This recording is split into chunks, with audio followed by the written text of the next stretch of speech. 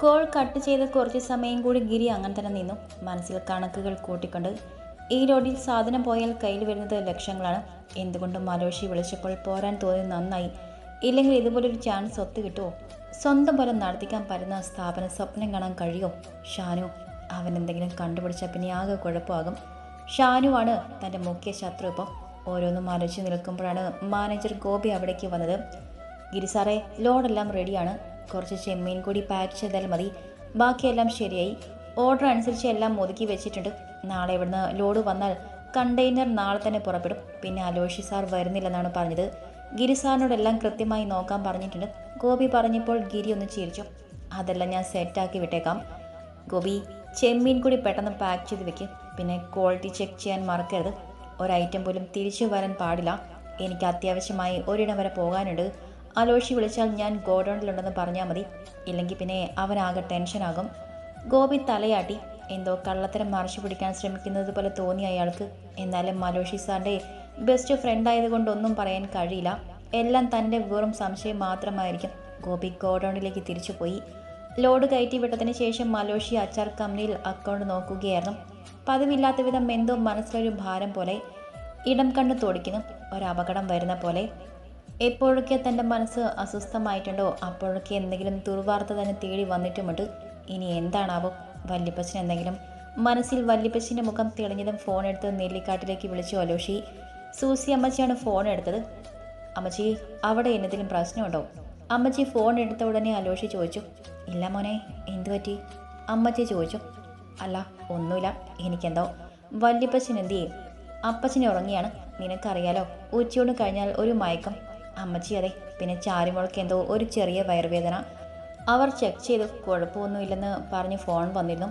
ലിസിയിലേമ്മ അങ്ങോട്ട് പോയിട്ടുണ്ട്. കേട്ടപ്പോൾ സമാധാനമില്ല. പിന്നെ ടെൻഷൻ അടിക്കണമെന്ന് വിചാരിച്ചായിരിക്കും ചിലപ്പോൾ മോള് പറയാതിരുന്നത്. ഇവിടെ വിളിച്ചപ്പോഴും പറഞ്ഞു ഇച്ചനോട് പറയേണ്ടത്. പിന്നെ കുഴപ്പമൊന്നുമില്ലെന്ന് വിളിച്ചു പറഞ്ഞു. എന്നാലും വിളിച്ചു പറഞ്ഞ സ്ഥിതിക്ക് പോയി നോക്കണ്ടേ? അതാണ് ഇളയപ്പനും ഇളയമയും കൂടി പോയത്. അമ്മച്ചി പറഞ്ഞപ്പോൾ ചെറിയൊരു ആശ്വാസം തോന്നി അവന്. ചിലപ്പോൾ അതായിരിക്കും തൻ്റെ ചങ്കു പിടഞ്ഞത്. എന്നാൽ ശരി അമ്മച്ചി, ഞാൻ പോകുന്ന വഴിക്ക് അങ്ങോട്ടേക്ക് ഇറങ്ങാം. ഇപ്പം കമ്പനിയിലാണ് വെച്ചോ പറഞ്ഞുകൊണ്ട് ഫോൺ വെച്ചു അവൻ. പിന്നീട് വിളിച്ചത് നാഥനായിരുന്നു. ഡ്രൈവിങ്ങിലായിരുന്ന നാഥൻ കോൾ സൈഡാക്കി ഒതുക്കി നിർത്തി ഫോൺ അറ്റൻഡ് ചെയ്തു. ഇച്ചയൻ അന്യനായിപ്പോയി അല്ലേ? ഫോൺ എടുത്ത ഉടനെ നാഥൻ്റെ കാതിൽ പതിഞ്ഞു ആലോഷിയുടെ ഗൗരവത്തിലുള്ള ശബ്ദം. എനിക്കറിയാമായിരുന്നു ഇച്ചയൻ ഇത് തന്നെ പറയുമെന്ന്. ഞാൻ അപ്പോഴേ പറഞ്ഞതാണ് ചാരുവിനോട്. അവൾക്ക് ഇച്ചയൻ സങ്കടപ്പെടരുതെന്ന് മാത്രമാണ്. അതാണ് പറയാതിരുന്നത്. ഗ്യാസ് കയറിയതാണ്, അല്ലാതെ വേറെ പ്രോബ്ലം ഒന്നുമില്ല. മമ്മ നോക്കി. പേടിക്കാനൊന്നുമില്ല, നാഥൻ സൗമ്യമായി പറഞ്ഞു. ചാരുമോൾക്ക് എന്തെങ്കിലും വേദനയായാലും എന്നെ അറിയിക്കണം, കേട്ടല്ലോ? ഇനി ഇത് ആവർത്തിക്കരുത് പറഞ്ഞുകൊണ്ട് ഫോൺ വെച്ചു അവൻ. അലോഷി ദേഷ്യത്തിലാണെന്ന് മനസ്സിലായി അവന്. പെങ്ങളിങ്ങനെ സ്നേഹിക്കുന്ന ആങ്ങളമാർ ഉണ്ടാകുമോ? എന്തായാലും ഈച്ചേനെ പോലെ ഒരു ബ്രദറിനെ കിട്ടിയത് ഭാഗ്യമാണ് ചാരുവിൻ്റെ. നാഥൻ ഉള്ളിൽ പറഞ്ഞുകൊണ്ട് കാർ സ്റ്റാർട്ട് ചെയ്തു. അലോഷി തൻ്റെ ജോലികളിൽ വ്യാപൃതനായി. രാത്രി ഏറെ സമയം കഴിഞ്ഞാണ് ആൽബി തൻ്റെ പ്രോജക്റ്റ് പൂർത്തിയാക്കിയത്. കമ്പനിക്ക് മെയിൽ ചെയ്തത് ആശ്വാസത്തോടെ ചേറിൽ ചാരിയിരുന്നു അവൻ. ആ റൂമിലെ തന്നെ കട്ടിൽ ഹെഡ് ബോർഡിൽ തല ഉയർത്തി വെച്ച് ഇരുന്നുകൊണ്ട് ഉറക്കാൻ തോന്നുകയാണ് സോഫി. രാത്രി ഭക്ഷണം കഴിഞ്ഞ് മക്കളെ കിടത്തി ഉറക്കി. ആൽബിക്ക് തുണയിരിക്കാൻ വന്നതായിരുന്നു അവള്. ആൽബി അവളെ നിന്ന് നോക്കി പുഞ്ചിരിച്ചു. പാവൻ്റെ പെണ്ണ് കാത്തിരുന്ന് മുഷിഞ്ഞ് ഉറങ്ങിപ്പോയി. ചുമരിലെ ക്ലോക്കിലേക്ക് അവൻ്റെ മിഴികൾ ചെന്നെത്തിന്നു. സമയം 3 മണി. ഇത്ര സമയമായോ? വെറുതെയില്ല പാവ ഉറങ്ങിപ്പോയത്. പെണ്ണെ, റൂമിലേക്ക് പോകാം. അവൻ വലത് കൈ കൊണ്ട് പതിയെ അവളുടെ കവിളൊന്ന് തലോഴിക്കൊണ്ട് പറഞ്ഞു. സോഫി ഒന്ന് തിരിഞ്ഞ് അവൻ്റെ മുഖത്തേക്ക് നോക്കി. അവൻ്റെ കയ്യിൽ പിടിച്ചുകൊണ്ട് അവളുടെ കഴുത്തിനിടയിലേക്ക് വെച്ച് തിരിഞ്ഞു കിടക്കാൻ നോക്കി. അറ്റത്തായി കിടക്കുന്നത് കൊണ്ട് താഴെ വീഴാൻ പോയി അവൾ. ആൽബി കുഞ്ഞുകുട്ടി എടുക്കുന്ന പോലെ അവളെ ഇരു കൈകളും കൊണ്ടെടുത്ത് ഉയർത്തി ഞെട്ടിപ്പിടഞ്ഞ് കണ്ണ് തുറന്നു സോഫി. പേടിക്കണ്ട, വിളിച്ചിട്ട് ഉണരാതിരുന്നപ്പോൾ എടുത്തതാണ് താഴെ റൂമിലേക്ക് കൊണ്ടുപോകാൻ. ആൽബി അവളെ നെറ്റിയിൽ നെറ്റി മുട്ടിച്ചുകൊണ്ട് പറഞ്ഞു. വേണ്ടിച്ച, ഞാൻ നടക്കാം പറഞ്ഞുകൊണ്ട് അവൾ പിടഞ്ഞിറങ്ങാൻ ശ്രമിച്ചു. അടങ്ങിക്കിടക്കടി അവിടെ. ഇനിയിപ്പോൾ ഇങ്ങനെ പോയാൽ മതി. കുറേ നാളായല്ലോ ഞാൻ നിന്ന് പൊക്കിയെടുത്തിട്ട്. അന്ന് പൊക്കിയെടുക്കുന്നത് പോലെ തന്നെ നിനക്കൊരു മാറ്റമില്ലല്ലോ സോഫി. ചിരിച്ചുകൊണ്ട് അവൻ നടന്നപ്പോൾ ഇരു കൈകളും അവൻ്റെ കഴുത്തിലൂടെ ചുറ്റി കഴുത്തിനിടയിലേക്ക് മുഖം ചേർത്ത് വെച്ചു അവൾ. ലൈറ്റ് ഓഫ് ചെയ്തേക്ക്. ആൽബി റൂമിന് പുറത്തേക്ക് കടക്കുന്ന വാതിലിനടുത്തെന്ന് പറഞ്ഞു. സോഫി ലൈറ്റ് ഓഫ് ചെയ്തു. വാതിലടച്ചു. വീണ്ടും ആദ്യം കിടന്നതുപോലെ അവൻ്റെ കഴുത്തിനിടയിലേക്ക് മുഖം ചേർത്ത് വെച്ച് കിടന്നു. താഴെ ബെഡ്റൂമിലെത്തി കട്ടിൽ അവളെ കിടത്തിയവൻ കുസൃതി ചിരിയോടെ അവളെ ദേഹത്തേക്ക് ചാഞ്ഞു. അവളെ ചുണ്ടുകളെ ലക്ഷ്യം വെച്ച് മുഖം അടുപ്പിച്ചു. ആൽബി വൈകിയാണ് രാവിലെ എഴുന്നേറ്റത്. തലേദിവസത്തെ ക്ഷീണം കൊണ്ട് മാത്രമല്ല, കുറേ ദിവസമായി പ്രോജക്റ്റിൻ്റെ സ്ട്രെയിനും ഉണ്ടായിരുന്നു. നേരം വൈകിയാണ് എല്ലാ ദിവസവും ഉറങ്ങിയിരുന്നത്. കുട്ടികൾക്ക് ആഹാരം കൊടുത്ത് മേരി ചേച്ചിയെ അടുക്കളയിൽ സഹായിക്കുമ്പോഴാണ് ഫോൺ റിങ് ചെയ്യുന്നത് കേട്ടത് സോഫി. ആൽബി ഫോൺ എടുക്കാത്തത് കൊണ്ട് സോഫിയുടെ ഫോണിലേക്ക് വിളിച്ചതായിരുന്നു അലോഷി. ചേച്ചി, ആൽബിച്ചൻ ഫോൺ എടുക്കുന്നില്ലല്ലോ, ഓഫീസിലേക്ക് പോയോ? വെപ്രാളത്തോടെയുള്ള ചോദ്യം കേട്ടപ്പോൾ എന്തോ പന്തികേട് തോന്നി സോഫിക്ക്. ഇന്നലെ വളരെ വൈകിയാണ് കിടന്നത്, അതുകൊണ്ട് എഴുന്നേറ്റിട്ടില്ല. ഞാൻ വിളിക്കാം. എന്താ വല്ല പ്രശ്നമുണ്ടോ? അവൻ്റെ ചോദ്യത്തിലെ വെപ്രാളം കണ്ട് ചോദിച്ചു സോഫി. ഫോൺ ഒന്ന് കൊടുക്കാവോ? ഒരത്യാവശ്യം ഉണ്ടായിരുന്നു. ഇപ്പം കൊടുക്കാം പറഞ്ഞുകൊണ്ട് സോഫി വേഗം ബെഡ്റൂമിലേക്ക് നടന്നു. ആൽബി നല്ല ഉറക്കത്തിൽ തന്നെയായിരുന്നു. ഇച്ച, അലോഷി വിളിക്കുന്നു. കണ്ണൊന്നും തിരുമ്മിക്കേണ്ട ആൽബി ഫോൺ വാങ്ങി. എന്നതല്ലോ? ഫോൺ വാങ്ങിയപ്പോൾ തന്നെ ചോദിച്ചു ആൽബി. ആൽബിച്ച, ഒരു പ്രശ്നമുണ്ട്. നമ്മുടെ കണ്ടെയ്നർ പിടിച്ചിട്ടിരിക്കുകയാണ്. അവിടെ എനിക്ക് വേണ്ടപ്പെട്ട ഒരാൾ ഉള്ളതുകൊണ്ട് രക്ഷപ്പെട്ടെന്ന് പറഞ്ഞാൽ മതി. ആരോ ചതിച്ചിരിക്കുന്നു. ആൽബിച്ചൻ ഫ്രീ ആണോ? എൻ്റെ കൂടെ എറണാകുളത്തിന് ഒന്ന് വരാമോ? അല്ലു ചോദിച്ചു കേട്ട് ചാടി എഴുന്നേറ്റു ആൽബി. എന്നാ ചോദ്യം അല്ലു? എന്നാതൊരുക്കുണ്ടെങ്കിലും നിനക്കൊരാവശ്യം വന്നാൽ പിന്നെ വരാതിരിക്കാൻ ഒക്കുമോ? ഞാൻ എഴുന്നേറ്റില്ലായിരുന്നു, ഒന്ന് ഫ്രഷ് ആകുന്ന നേരം. ഇപ്പം ഇറങ്ങാം. ആൽബി വേഗം എഴുന്നേറ്റ് ഫോൺ കഴുത്തിനും ഷോൾഡറിനും ഇടയിൽ വെച്ച് അഴിഞ്ഞു തുടങ്ങി മുണ്ടും മുറുക്കി കൊടുത്തു. ഞാൻ അവിടേക്ക് വരാം, എൻ്റെ വണ്ടിയിൽ പോകാം. ശരി, നീ ഇങ്ങോട്ട് എത്തുമ്പോഴേക്കും ഞാൻ റെഡി പറഞ്ഞുകൊണ്ട് ഫോൺ വെച്ച് സോഫിയുടെ കയ്യിലേക്ക് കൊടുത്തു. സോഫി, പെട്ടെന്ന് ചായ എടുത്ത് വെക്ക്. അല്ലുവിൻ്റെ കൂടെ എറണാകുളത്തിന് പോകണം. എന്താണെന്ന് പറഞ്ഞില്ല, എന്തൊരു അത്യാവശ്യമുണ്ട് പറഞ്ഞ് ആൽബി വേഗം വാഷ്റൂമിലേക്ക് നടന്നു. പെട്ടെന്ന് തന്നെ ഫ്രഷായി ഇറങ്ങി. വെള്ള ജുബയും വെള്ളയിൽ കറുത്ത കരയുള്ള മുണ്ടും എടുത്തു കൊടുത്തു. കഴുത്തിലെ കൊന്തൊന്ന് നേരെ പിടിച്ചിട്ടുകൊണ്ട് മുത്തി. കയ്യിൽ വാച്ച് കെട്ടി, മുടി ചീകി, ഒപ്പം താടിയും ഒന്ന് സെറ്റ് ചെയ്തു. ഫോൺ എടുത്ത് ജുബയുടെ പോക്കറ്റിലിട്ടു. മക്കൾ രണ്ടുപേരും ഇടവും വലവും വന്നിരുന്നു. അപ്പോഴേക്കും അപ്പ എങ്ങോട്ട് പോകുന്നെന്ന് ഇപ്പോൾ വരും എന്ന ചോദ്യവുമായി. അപ്പ പേപ്പൻ്റെ കൂടെ എറണാകുളത്തിന് പോയിട്ട് വരാം. പെട്ടെന്ന് തന്നെ ചായ കുടിച്ച് 2 പാലപ്പവും കഴിക്കുമ്പോഴേക്കും മലോഷിയുടെ വണ്ടി മുറ്റത്തെത്തിയിരുന്നു. മതിയാക്കി എഴുന്നേറ്റു ആൽബി. കഴിച്ച് മുഴുവനാക്കിയിട്ട് പോയിച്ചാ, സോഫി ആൽബിയോടായി പറഞ്ഞു. മതി പറഞ്ഞുകൊണ്ട് അവളെ സാരത്തുമ്പിൽ കൈ തുടച്ചിറങ്ങി ആൽബി. അലോഷി വണ്ടി തിരിച്ചിട്ടിരുന്നു. അപ്പോഴേക്കും കോ ഡ്രൈവിംഗ് സീറ്റിലേക്ക് ഇരുന്നു ആൽബി. അലോഷിയുടെ മുഖത്തേക്ക് നോക്കിയപ്പോൾ പതിവില്ലാത്ത വിധം ടെൻഷനിലാണെന്ന് കണ്ടു. സംഗതി നിസ്സാരമല്ല. ആൽബിയുടെ കണ്ണുകൾ കുറുകി. എന്നതാ പ്രശ്നം? ആരാ ചതിച്ചത്? നീ ഇത്രയ്ക്ക് ടെൻഷൻ ആവണമെങ്കിൽ കാര്യമായിരിക്കും. ലോഡിന് എന്താ സംഭവിച്ചു? സീറ്റ് ബെൽറ്റ് പിടിച്ചിട്ടുകൊണ്ട് ആൽബി ചോദിച്ചു. ലോഡ് ഞാൻ ഇന്നലെ ഇവിടെ നിന്നും കയറ്റി വിട്ടതാണ്. അവിടുന്ന് ചെമ്മീൻ ലോഡുമുണ്ട്. എല്ലാം കൂടി ഒരു കണ്ടെയ്നർ. സാധാ നമ്മൾ വിടുന്നത് തന്നെ. പക്ഷേ അച്ചാർ ബോക്സിൽ 5 ബോക്സ് നമ്മുടേതല്ല. എന്ന് വെച്ചാൽ അച്ചാറല്ല. ഒന്ന് നിർത്തിക്കൊണ്ട് അലോഷി ആൽബിയെ നോക്കി. ആൽബിയുടെ നെറ്റി ചുളിഞ്ഞു. അച്ചാറല്ലെങ്കിൽ പിന്നെ എന്ത്? പതിഞ്ഞ ശബ്ദത്തിൽ ചോദിച്ചു അവൻ. ബ്രൗൺ ഷുഗർ, അതും മാർക്കറ്റിൽ ഏറ്റവും വില കൂടിയ ഐറ്റം. അലോഷി പറഞ്ഞ ഞെട്ടലോടെയാണ് ആൽബി കേട്ടത്. ജാമ്യം പോലും കിട്ടാത്ത കേസാണ്. അകത്ത് പോയേനല്ലോ? ആൽബി ചോദിച്ചപ്പോൾ അലോഷി ഒന്ന് മൂളി. കർത്താവ് കൂടെ ഉണ്ടെന്ന് പറഞ്ഞാൽ മതിയല്ലോ. ഷാനുവിൻ്റെ സുഹൃത്താണ് ചെക്കിംഗ് സെക്ഷനിലുള്ളത്. അതുകൊണ്ട് തന്നെ നമ്മുടെ ലോഡാണെന്ന് കണ്ടപ്പോൾ ആദ്യം നോക്കിയില്ല, പിന്നെ കയറി നോക്കിയത്രേ. കാരണം എന്തെങ്കിലും പ്രശ്നമുണ്ടായി അടുത്ത ആളുകൾ ചെക്ക് ചെയ്തെങ്കിലോ എന്ന് വിചാരിച്ചുകൊണ്ട്. ബേസിൽ ഷാനുവിൻ്റെ അത്രയ്ക്കും ക്ലോസ് ഫ്രണ്ടാണ്. അവനൊന്നും വെറുതെ കയറി നോക്കിയതാണ്. നമ്മുടെ പാക്കിംഗ് അതുപോലെ തന്നെയാണത്രേ. പക്ഷേ സ്റ്റിക്കർ വ്യത്യാസം കണ്ടപ്പോൾ ഒരു ബോട്ടിലെടുത്ത് നോക്കി. വലിയ ബോട്ടിനകത്ത് ചെറിയ ബോട്ടിലാണ് സാധനം ഒളിപ്പിച്ചു വെച്ചിരിക്കുന്നത്. വലിയ ബോട്ടിൽ അച്ചാറും 2 കോടിയുടെ സാധനം ഉണ്ടെന്നാണ് പറഞ്ഞത്. പിന്നെ അവൻ ബുദ്ധിക്ക് പ്രവർത്തിച്ചു. പാക്കിങ് ശരിയില്ലെന്ന് പറഞ്ഞ് കണ്ടെയ്നർ മാറ്റിയിട്ടു. ഷാനുവിനെ വിളിച്ച് ഷാനു ചെന്നിട്ട് കണ്ടെയ്നർ മാറ്റി അവൻ്റെ ഗോഡൗണിലെത്തിച്ചു. ഷാനുവാണ് എന്നെ വിളിച്ചത്. എന്തോ കർത്താവിൻ്റെ കൃപ. ഇല്ലെങ്കിൽ ഇപ്പോൾ ആ ഓർമ്മയിൽ പോലും മലോഷി എന്ന് പതറിപ്പോയിരുന്നു. കർത്താവ് കൂടെയുണ്ടെന്ന് പറയുന്നത് വെറുതെയല്ല. അവന് കയറി നോക്കാൻ തോന്നിയത് നന്നായി. ഇല്ലെങ്കിൽ മറ്റുള്ള ഓഫീസർമാരുടെ അടുത്ത് ചെക്കിങ്ങിന് എത്തിയിരുന്നെങ്കിലോ പെട്ടുപോയേനെ. ഇനി ഇവിടെ നിൻ്റെ ലോഡായതുകൊണ്ട് കണ്ടെയ്നർ നോക്കാതെ കയറ്റി വിട്ടാലും അവിടെ ചെന്നിട്ടാണ് പിടി വീണിരുന്നെങ്കിലോ? ആൽബി പറഞ്ഞപ്പോഴാണ് ആ കാര്യം മലോഷി ഓർത്തത്. എന്നാലും ആരാണ് കളിച്ചെന്ന് ഒരു ഊഹയില്ലല്ലോ.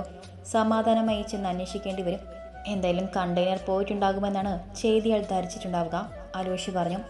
ഞാൻ പറഞ്ഞില്ലേ, ഗിരിയെ തന്നെയാണ് എനിക്ക് സംശയം. അവൻ്റെ അതിവിനയവും താഴ്മയും മാറിയും മയക്കുന്ന സംസാരവും കേട്ടപ്പോൾ തന്നെ എനിക്കൊരു വശപ്പിശക് തോന്നിയിരുന്നു.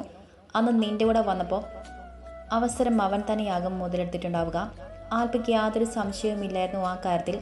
അവൻ അങ്ങനെ ചെയ്യോ? ഇല്ല ആൽബിച്ച, വർഷങ്ങളായുള്ള കൂട്ടലേ. മാത്രമല്ല, ഞാൻ ഒത്തിരി നിർബന്ധിച്ചിട്ടാണ് അവൻ നമ്മുടെ കമ്പനിയിലേക്ക് വന്നത്. കോഴിക്കോട് നിന്ന് ഞാൻ വിളിച്ചു വരുത്തിയതാണ് അവനെ. അവൻ അങ്ങനെ ചെയ്യില്ല. ഇത് മറ്റാരോ. ആലോഷി പറയുമ്പോഴും അവൻ്റെ സംശയം ഗിരിയിൽ തന്നെയായിരുന്നു. കാശിന് ആർത്തിയുള്ള കൂട്ടത്തിലാണ് അവൻ. ചെയ്തു കൂടാകില്ല. നേരിട്ട് അവനോട് ചോദിക്കണ്ട. നമുക്കൊരു കാര്യം ചെയ്യാം. ഷാനുവിൻ്റെ അടുത്ത് പോയി ആദ്യം ലോഡ് നോക്കാം. സ്റ്റോർ കീപ്പറെ വിളിക്കാം. ഇന്നലെ അവിടുത്തെ ലോഡ് ആരൊക്കെ കൂടിയാണ് കയറ്റി കണ്ടെയ്നർ ലോക്ക് ചെയ്തോ എന്നൊക്കെ അയാളോട് ചോദിച്ചാൽ അറിയാലോ. ഗിരി അറിയാതെ മറ്റാളോട് സംസാരിക്കാം. നീ അപ്പോൾ ഗിരിയെ വിളിക്ക്. അവൻ എവിടെയാണെന്ന് അറിയാമല്ലോ. അവൻ ചെയ്താണെങ്കിൽ ഇന്നവൻ പോയിട്ടുണ്ടാവില്ല. ലോഡ് കയറ്റി പോയതുകൊണ്ട് നീ അവിടേക്ക് ചെല്ലിക്കില്ലെന്ന് അവന് തീർച്ചയാണ്. അവനൊന്ന് ഓഫീസിൽ എത്തിയിട്ടില്ലെങ്കിൽ എൻ്റെ സംശയം ശരിയാകും. വിളിച്ചു നോക്ക്. പിന്നെ ഒരു കാര്യം പറയാൻ ശ്രദ്ധിക്കണം. നീ ഇന്ന് അവിടെ പോകുന്നുണ്ടെന്ന് അവൻ അറിയരുത്. ആൽബി പറഞ്ഞപ്പോൾ കാർ സൈഡാക്കി ഒതുക്കി നിർത്തി അലോഷി ഫോൺ എടുത്ത് ഗിരിയുടെ നമ്പറിലേക്ക് വിളിച്ചു. ആദ്യത്തെ റിങ് പൂർണ്ണമായും അടിച്ചു നിന്നു. രണ്ടാമത്തെ റിങ് പകുതിയായപ്പോഴാണ് ഫോൺ എടുത്തത് ഗിരി. ഫോൺ സ്പീക്കറിലിട്ടു അലോഷി. ഗിരി, എന്തായി കാര്യങ്ങൾ? ലോഡ് കയറ്റി വിട്ടില്ലേ? ഇന്നലെ പോന്നിട്ടുണ്ടെന്നാണ് പറഞ്ഞിട്ടുണ്ടായിരുന്നത്. എനിക്ക് തീരെ വരാൻ പറ്റാത്ത സാഹചര്യമായതുകൊണ്ടാണ് ഞാൻ വരാതിരുന്നത്. എല്ലാം ഭംഗിയായി നടന്നില്ലേ? ഗിരിക്ക് യാതൊരു സംശയം തോന്നാത്ത രീതിയിൽ ചോദിച്ചു അലോഷി. നീ ടെൻഷൻ ആവണ്ട, എല്ലാം ഓക്കെയാണ്. കണ്ടെയ്നർ ഇപ്പോൾ പോയി കാണും. പിന്നെ ഇന്നലെ തന്നെ എല്ലാം ലോഡ് ചെയ്തു. ഞാൻ തന്നെയാണ് പോയത്. എല്ലാ കാര്യങ്ങളും പക്കയെ ഏൽപ്പിച്ച് പോന്നിട്ടുണ്ട്. പിന്നെ ഞാൻ ഓഫീസിൽ പോയിട്ടില്ല. അത്യാവശ്യമായി വീട് വരെ ഒന്ന് പോകേണ്ട ആവശ്യമുണ്ട്. അതുകൊണ്ട് ലോഡ് കൊണ്ടുവിട്ടതിന് ശേഷം പോന്നു. പിന്നെ വിളിച്ചു പറയണമെന്ന് കരുതിയതാണ്. കുറച്ച് കഴിഞ്ഞിട്ടാകാമെന്ന് കരുതി. സ്വതസിദ്ധമായ ചിരിയോടെ ഗിരി അത് പറഞ്ഞപ്പോൾ അലോഷി അണപ്പല്ല് ഞെരിച്ചു. ആൽബിയുടെ പേശികൾ വലിഞ്ഞു മുറുകി. കൈ ചുരുട്ടി പിടിച്ചു അവൻ, ദേഷ്യം കടിച്ചമർത്തുന്നത് പോലെ. അത് സാരമില്ല, എന്തായാലും ലോഡ് പോയല്ലോ. ശരി വെച്ചോ. ഇന്ന് അച്ചാർ കമ്പനിയിൽ ഇൻസ്പെക്ഷൻ വരുന്നുണ്ട്. അതാണ് എനിക്ക് വരാൻ പറ്റാത്തത്. എന്തായാലും നിൻ്റെ കാര്യം നടക്കട്ടെ. പറഞ്ഞുകൊണ്ട് അലോഷി ഫോൺ വെച്ചു. ഞാൻ പറഞ്ഞില്ലേ, അവൻ തന്നെയാകും ഇതിന് പിന്നിലെന്ന്. ഇനി വിട്ടോ. ഇന്നലെ ലോഡ് കയറ്റുമ്പോൾ ആരവിടെ ഉണ്ടായിരുന്നെന്ന് എല്ലാം കൃത്യമായി അറിയണം. എന്നിട്ട് അവനെ വിസ്തരിച്ച് കാണാം. ആൽബി സീറ്റിലേക്കൊന്ന് ചാഞ്ഞിരുന്നുകൊണ്ട് പറഞ്ഞു. അലോഷി കാർ സ്റ്റാർട്ട് ചെയ്ത് അവൻ്റെ സ്ഥിതികളിൽ രക്തം ചൂട് പിടിച്ചു കഴിഞ്ഞിരുന്നു. അലോഷി പ്രതീക്ഷ ഷാനു ഇരിക്കുകയാണ്. അവൻ്റെ മുഖത്ത് ഭയം നിഴലിച്ച് കാണുന്നുണ്ട്. എന്നാലും ഇതുപോലെ ഒരു നെറിയേട് ആരായിരിക്കും ചെയ്തിട്ടുണ്ടാവുക എന്നതായിരുന്നു അവൻ്റെ ഉള്ളിൽ. അലോഷിയുടെ കാർ ഗേറ്റ് കടത്തി വിട്ടു സെക്യൂരിറ്റി. ആദ്യം ഇറങ്ങിയത് ആൽബിയായിരുന്നു. ആൽബിയെ കണ്ടപ്പോൾ തന്നെ പാതി സമാധാനമായി ഷാനുവിന്. നേരെ പോയത് കണ്ടെയ്നറിലേക്കാണ്. താക്കോലും കൊണ്ട് ഓടി വന്നു ഷാനു. എടാ, പെട്ടുപോയനെ. ബേസിൽ കയറി നോക്കാൻ തോന്നി, നന്നായി. ഇല്ലായിരുന്നെങ്കിൽ നീ വന്നിട്ട് തീരുമാനിക്കാമെന്ന് വെച്ച് ഒന്നും ചെയ്തിട്ടില്ല. ഇവിടെ ഇരിക്കും തോറും റിസ്ക്കാണ്. അലോഷിയുടെ കാതിൽ അടക്കം പറഞ്ഞു ഷാനു. അത് ശരിയാണ്, ഞാനൊന്ന് നോക്കട്ടെ. എന്നിട്ട് നീ സേഫായി ഒരിടത്തേക്ക് മാറ്റ്. ബാക്കിയെല്ലാം ഇതിൻ്റെ പിന്നിൽ പ്രവർത്തിച്ചവനെ കണ്ടിട്ട്. ജുബയുടെ കൈ രണ്ടും കയറ്റി വെച്ചുകൊണ്ട് പറഞ്ഞു അലോഷി. 5 ബോക്സിൽ സാധനങ്ങൾ കണ്ടു അവർ. എത്രയും പെട്ടെന്ന് ഇത് ഇവിടുന്ന് മാറ്റണം. ഏതെങ്കിലും അണ്ടർഗ്രൗണ്ട് ലോക്കറിലേക്ക്. ഇതിവിടെ ഇരിക്കും തോറും അപകടത്തിന് സാധ്യത കൂടുതലാണ്. ചെക്കിങ്ങാനും കിട്ടിയാൽ പണി പാടും. ആൽബി പറഞ്ഞപ്പോൾ വേഗം ഷാനുവും അലോഷിയും ബോക്സ് കണ്ടെയ്നറിൽ നിന്നും എടുത്ത് ആൽബി കൂടി ഗോഡൗണിൻ്റെ അകത്തേക്ക് കയറി. ഷാനുവും കയറി. സ്റ്റോർ കീപ്പറെ പുറത്തേക്ക് കടത്തി അകത്തു നിന്നും ക്ലോസ് ചെയ്തു. ബോക്സുമായി 3 പേരും ഗോഡൗണിൻ്റെ പിൻവശത്തേക്ക് നടന്നു. കുറേ ബോക്സുകൾ അടുക്കി വെച്ചത് എടുത്തു മാറ്റി. ടൈൽസ് പതിപ്പിച്ചിട്ടില്ല. ഒറ്റ നോട്ടത്തിൽ ഇളക്കി മാറ്റാവുന്നതാണ് എന്നതാണ്. 2 ടൈൽസ് കട്ട ഇളക്കി മാറ്റി പുറമേ വെച്ചിരിക്കുന്ന ഷീറ്റ് എടുത്ത് മാറ്റി. നിരപ്പലകയാണ് ഇരുവശത്തേക്കും തുറക്കാവുന്നത്. അതിന് മുകളിൽ തൂങ്ങിക്കിടന്ന് താഴേക്കിറങ്ങാവുന്ന ഏണി പോലുള്ള ഒരു വള്ളി. അതിലൂടെയാണ് ഷാനു ഇറങ്ങി. ബോക്സ് ഓരോന്നായി എടുത്തു കൊടുത്തു അലോഷിയും ആൽബിയും. സേഫാക്കി അത് എടുത്തു വെച്ച് പഴയതുപോലെ ആക്കി 3 പേരും ഗോഡൗണിൽ നിന്നും പുറത്ത് കടന്നു. ഓഫീസ് റൂമിൽ പോയി ഗോപിയെയും നൈറ്റ് സെക്യൂരിറ്റി രവിയെയും അലോഷി ഷാനുവിൻ്റെ ഓഫീസിലേക്ക് വിളിപ്പിച്ചു. ആരും താൻ ഇവിടെ എത്തിയിട്ടുണ്ടെന്ന് കാര്യം ആരും അറിയുമെന്ന് പ്രത്യേകം പറഞ്ഞു. 2 പേരും പെട്ടെന്ന് തന്നെ എത്തി. ആൽബി കുറച്ച് മാറി നിന്നു അവിടെ സംസാരം ശ്രദ്ധിച്ചുകൊണ്ട്. ഗോപിയേട്ടാ, ഇന്നലെ ലോഡ് കയറ്റിയത് ആരാണ്? അലോഷി ചോദിച്ചു. സാറേ, ഇന്നലെ ഗിരിസാർ 2 പേരെ കൊണ്ടുവന്നിട്ടുണ്ടായിരുന്നു. നമ്മുടെ പിള്ളേർക്ക് പോകേണ്ട സമയമായതുകൊണ്ട് നൈറ്റ് ജോലി ചെയ്ത് പരിചയമുള്ളവരാണെന്നാണ് പറഞ്ഞത്. ഞാനെല്ലാം ബോക്സും റെഡിയാക്കി വെച്ചിട്ടുണ്ടായിരുന്നു. ചെമ്മീൻ ബോക്സ് ഉള്ളിലേക്ക് വയ്ക്കണമെന്ന് പറഞ്ഞു. അതുകൊണ്ട് അച്ചാർ ബോക്സൊക്കെ എടുത്ത് വയ്ക്കണം. ഗോപിയേട്ടന് നേരമായാലോ, വീട്ടിലേക്ക് പൊക്കോളെന്നും പറഞ്ഞു. ഞാൻ ചെയ്തോളാമെന്നാണ് പറഞ്ഞത്. പിന്നെ ഞാൻ നിന്നില്ല. ബില്ലും എല്ലാം കൊടുത്ത് ഞാൻ പോന്നു. അലോഷി ഗോപി പറഞ്ഞ് കേട്ടപ്പോൾ തന്നെ മനസ്സിലുറപ്പിച്ചു, ചതിച്ചത് ഗിരി തന്നെയെന്ന്. രവിയേട്ടാ, ഇന്നലെ ലോഡ് കയറ്റി തീർന്നത് എപ്പോഴാണ്? അലോഷി ചോദിച്ചപ്പോൾ ഒന്ന് പരിങ്ങി അയാൾ. അത് പിന്നെ ഗിരി സാർ മദ്യക്കുപ്പി കൊണ്ടുവന്നിട്ടുണ്ടായിരുന്നു. കൂടെ വന്നവർക്ക് ജോലി കഴിഞ്ഞ് കൊടുക്കാനാണെന്ന് പറഞ്ഞുകൊണ്ട് എന്നോട് പോയിട്ട് ടച്ചിങ്സ് വാങ്ങി വരാൻ പറഞ്ഞു. ഞാൻ ടച്ചിങ്സ് വാങ്ങി വരുമ്പോഴേക്കും ലോഡൊക്കെ കയറ്റി കഴിഞ്ഞതും. അത് കഴിഞ്ഞ് ഓഫീസ് റൂമിലിരുന്ന് കമ്പനി കൂടുകയായിരുന്നു അവരെല്ലാവരും. ആദ്യം 2 ആളായിരുന്നു ഗോപിയേട്ടൻ പോകുന്നത് വരെ ഉണ്ടായിരുന്നത്. ഞാൻ ടച്ചിങ്സ് വാങ്ങി വരുമ്പോഴേക്കും വേറൊരു കാറും അതിൽ 3-4 പേരും കൂടി ഉണ്ടായിരുന്നു. ചോദിച്ചപ്പോൾ ഗിരി സാറിൻ്റെ നാട്ടിൽ നിന്നും കൂട്ടുകാർ വന്നതെന്നാണ് പറഞ്ഞത്. പിന്നെ ഞാനൊന്നും ചോദിച്ചില്ല. അയാൾ പറഞ്ഞപ്പോൾ എല്ലാം വ്യക്തമായി അവർക്ക് മുന്നിൽ. ശരി, നിങ്ങൾ പൊയ്ക്കോളൂ. ഒരു കാരണവശാലും ഗിരി അറിയരുത് ഞാനിവിടെ ഉണ്ടെന്ന്. പൊയ്ക്കോ. താക്കീത് പോലെ ആലോഷി അവരെ നോക്കി പറഞ്ഞു. ഇല്ല, ഞങ്ങൾ പറയില്ല. അല്ലെങ്കിലും ഗിരി സാറിനോട് സ്വാതന്ത്ര്യത്തിലൊന്നും പറയാൻ പറ്റത്തില്ല, ഗോപിയേട്ടൻ നിഷ്കളങ്കമായി പറഞ്ഞു. ശരി, ഇത് വെച്ചോ. പോകുന്ന വഴിക്ക് ബാഗിൽ പെട്രോൾ ഒഴിക്കാൻ പറഞ്ഞുകൊണ്ട് അഞ്ഞുകൊണ്ട് ഒരു നോട്ട് എടുത്ത് ഗോപിയേട്ടൻ്റെ കയ്യിൽ പിടിപ്പിച്ചു അലോഷി. സന്തോഷത്തോടെ അവർ രണ്ടുപേരും പോന്ന് നോക്കിയിരുന്നു അലോഷിയും ഷാനുവും. ആൽബി അവിടെ അടുത്തേക്ക് വന്നു. അപ്പോൾ എങ്ങനാ, പൊക്കുകയല്ല അവനെ, ആ തന്തയ്ക്ക് പിറക്കാത്തവനെ? മുഖം ചുവന്നുകൊണ്ട് വന്യമായി ഭാഷയിൽ ആൽബി ചോദിച്ചു. അതിനവൻ ഇവിടെ ഉണ്ടെന്ന് അറിയണ്ടേ? ഷാനു ചോദിച്ചു. നീ വിളിക്ക്, എവിടെയുണ്ടെന്ന് ചോദിക്ക്. ചെറിയൊരു പ്രശ്നമുണ്ട്, കണ്ടെയ്നർ പോയിട്ടില്ല, ഇവിടേക്ക് വരാൻ പറ. ആലോഷി വാക്കുകൾ കടുപ്പിച്ചു പറഞ്ഞു.